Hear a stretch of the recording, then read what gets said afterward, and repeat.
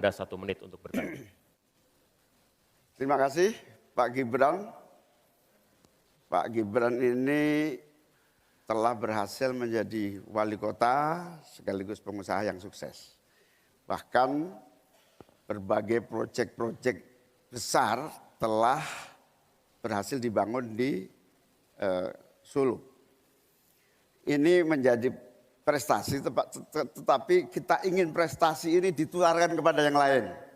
Saya ingin Pak Gibran menyampaikan tips and tricks agar bupati, wali kota, dan pemerintah daerah yang lain bisa belajar agar proyek-proyek besar bisa dimasukkan di kota Solo. Bagaimana caranya ini? Tenang. Itu. Cukup? Cukup. Baik. Cukup. Silahkan waktu Anda. Pak Gibran, waktu Anda 2 menit untuk menanggapi. Baik, Gus Muhaimin, saya jelaskan ya. Sekarang Indonesia itu sudah memulai yang namanya pemerataan pembangunan. Yang dibangun bukan hanya Solo saja. 53% investasi kita sudah ada di luar Jawa. Kalau kita pengen fair ya Gus, jumlah proyek,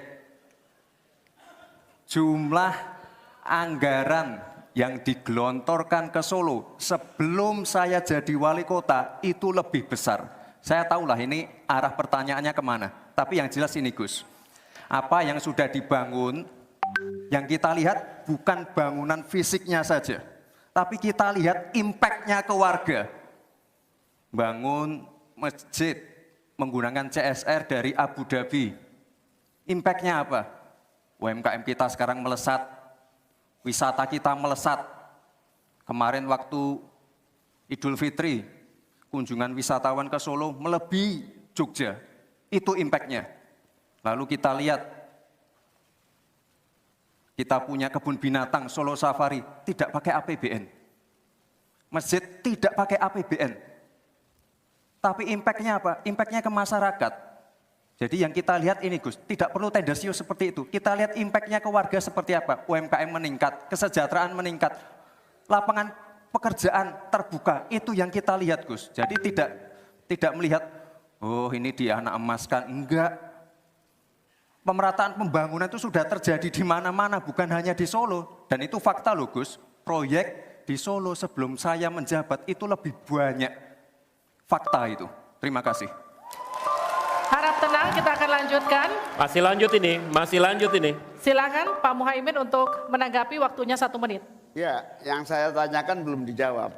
Saya itu tanya tips and triknya agar investasi ataupun proyek-proyek besar bisa di sana.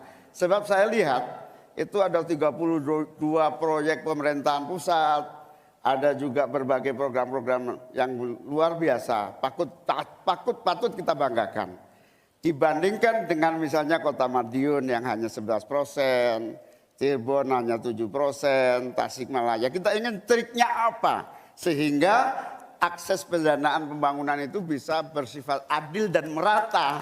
Bukan hanya di satu kota, tapi berada di seluruh. Kita lanjutkan. Ini yang menjadi catatan saya adalah keadilan dalam melaksanakan APBN. Kalau kita jadi pemerintah pusat nanti, tugas kita adalah membagi secara adil seluruh proyek-proyek nasional kita. Cukup.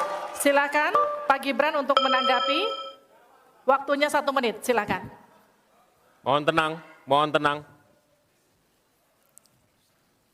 Baik Gus, saya jawab lagi. Sebelum ada proyek dari pusat masuk, kita ya, para wali kota ya, harus menyiapkan yang namanya readiness kriteria. Kalau nggak ada itu, nggak mungkin proyek itu masuk. 2, kita sebagai wali kota harus menyiapkan hal-hal non-teknis. Relokasi, nego dengan warga-warga, bantaran sungai, bantaran rel kereta api. Itu Gus, 1. Lalu kita juga harus berkolaborasi, tidak semuanya pakai APBN.